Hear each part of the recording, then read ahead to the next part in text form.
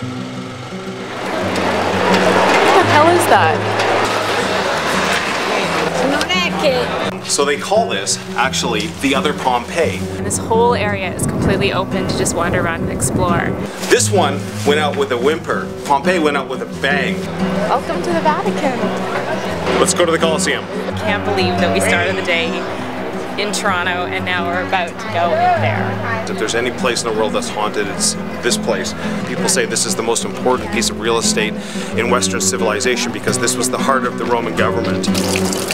How's the holy water taste? Good, thanks.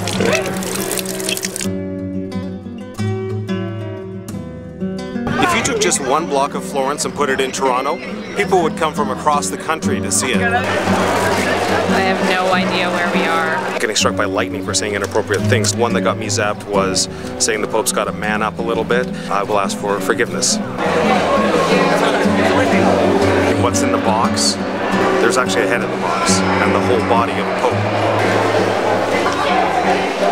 So you could probably hear the roar of the crowd right from this spot. The Renaissance began right here. This is the birthplace. Welcome to the baths, and this is the toilet part of the baths. Come on in.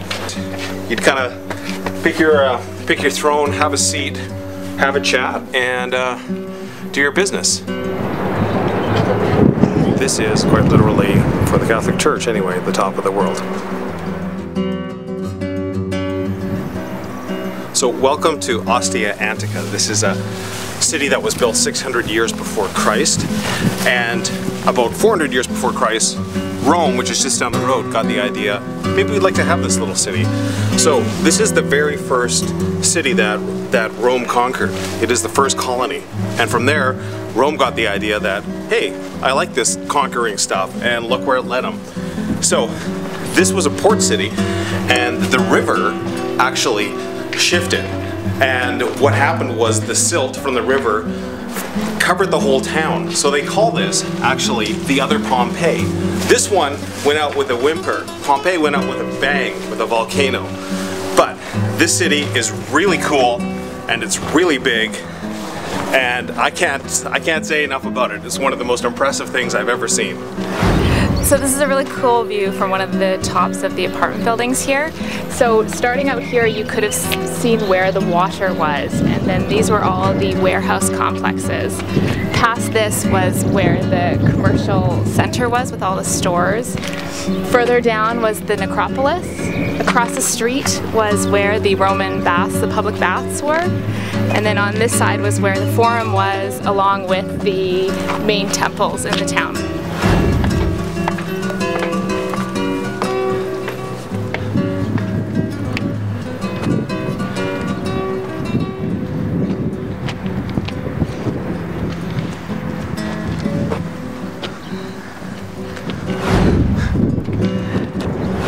We're like a kilometer into the city and everywhere around us are ruins. It's amazing. This was a town of 60,000 people and everything is still here. We just came across this hut that actually has the painting still on the wall. Just in the middle of nowhere. It's crazy. What is it? It's a cave. It just looks like it goes to the other side of the square.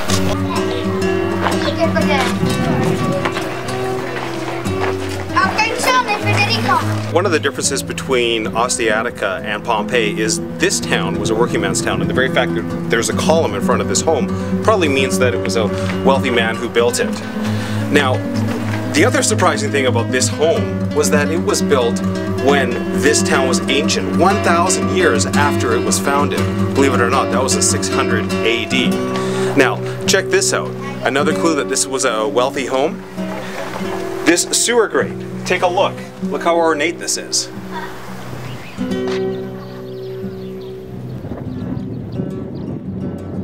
What's really amazing about this place is that although we visited gorgeous monuments like Angkor Wat and various religious buildings, the really cool thing about here is there's a connection to our culture and everyday life. You see apartment buildings and schools and homes of wealthy people and taverns, and for example, this is a mill, and seeing how people lived their everyday lives is pretty cool.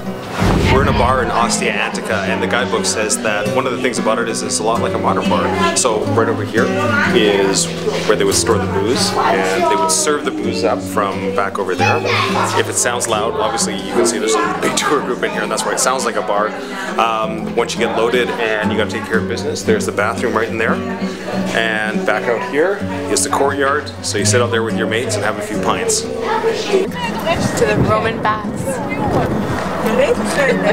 In the back of the cafeteria, there's a little bit of lawn space with all these crazy things, and the craziest of them all was this Roman toilet. I believe this is the case, that people would sit here, they would socialize, they would read things, and they would pass the time while they were taking care of their business. So here we are, doing the same thing 2,000 years later.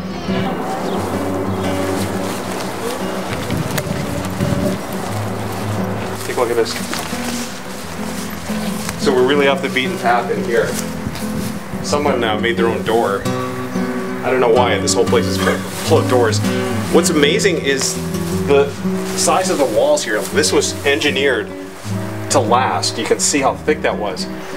So all the walls are still here. It's the roofs that are all gone, and I guess they were made of wood, and they were the first things to go. But talk about over-engineering, and talk about making good neighbors. With walls this thick, you couldn't hear anything.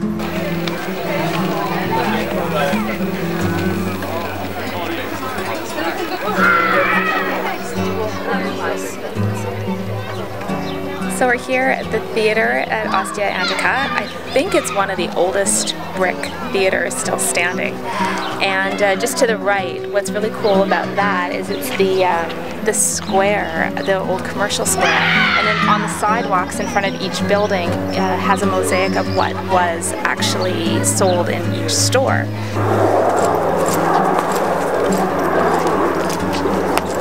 There's so much impressive about this town, like the front of the theater behind me, but I gotta tell you, one of the most impressive things are, take a look at this. These are the paving stones that stretched across the whole town and through all the avenues. They've been here for more than 2,000 years and they're worn smooth, and I gotta say, this road actually looks a little better than the road that we live on in Toronto.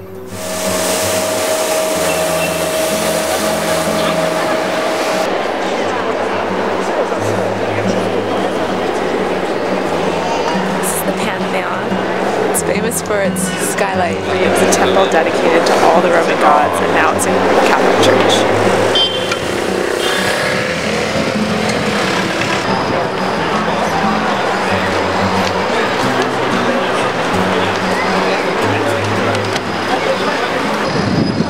Hi baby, what is this place? I don't know.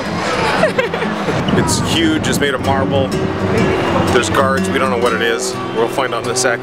But our destination after this is the Colosseum. So we found out what it is. It's called Victor Emmanuel Monument. It was built in like 1860 something to mark the 50th anniversary of the Union of Italy. Let's go to the Colosseum. We're about to go into the Colosseum, and I'm really excited because I wanted to come here since before I even knew where Rome was. So I can't believe that we started the day in Toronto and now we're about to go in there.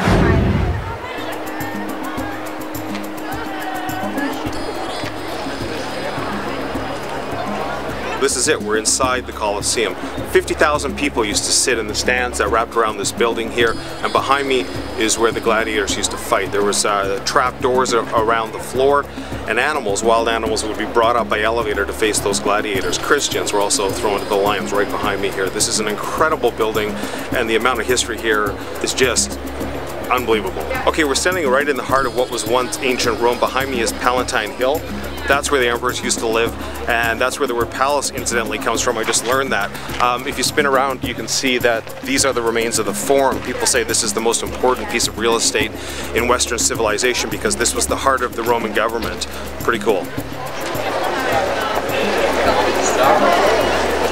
We're here at the Vatican Museum. It's a beautiful day, as you can see. We just skipped about a 3-hour lineup, so we're really happy that we reserved in advance. And we're just about to start on the, I think it's 4-mile trek of all of the museum galleries, ending with the Sistine Chapel. It's actually Culture Week in Rome, which means things like the Colosseum and a whole bunch of other famous places in Rome are free this week, except the Vatican. We had to pay $38 to get our tickets. Our audio guide cost us about $10. I was going to buy a fridge magnet, but they were $7 each, so we're just going to walk around and take pictures.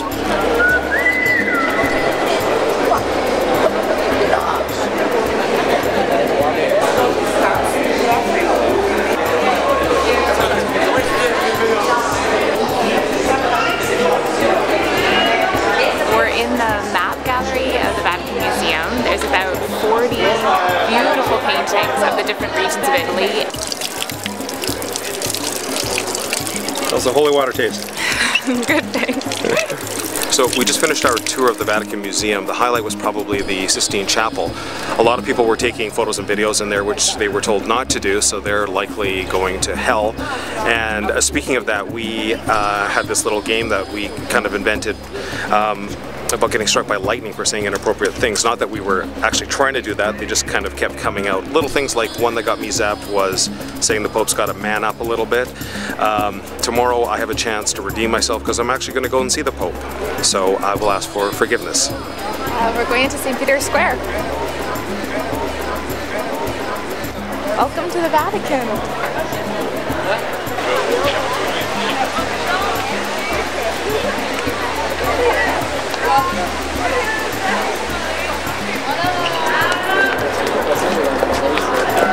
We're about to go into St. Peter's Basilica. I just picked up our tickets from the Swiss Guards, which was somewhat intimidating, but I'm excited to see St. Peter's.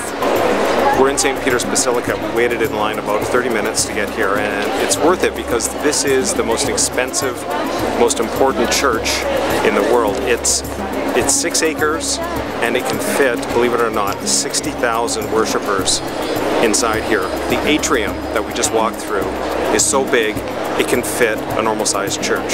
So if you're not impressed by this, you're not really going to be impressed by anything.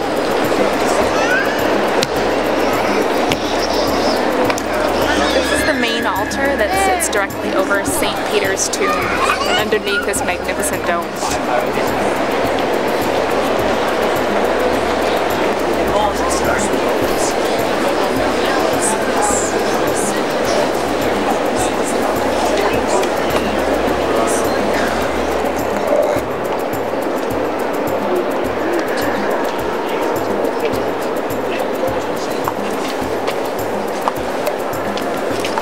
So we've made our way up to the Dome of St. Peter's via elevator, and we're just about to climb the 300 steps to get to the very top.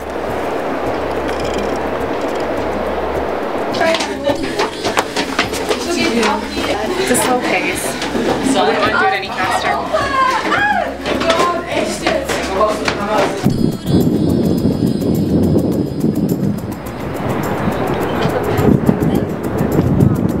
This is quite literally, for the Catholic Church anyway, the top of the world.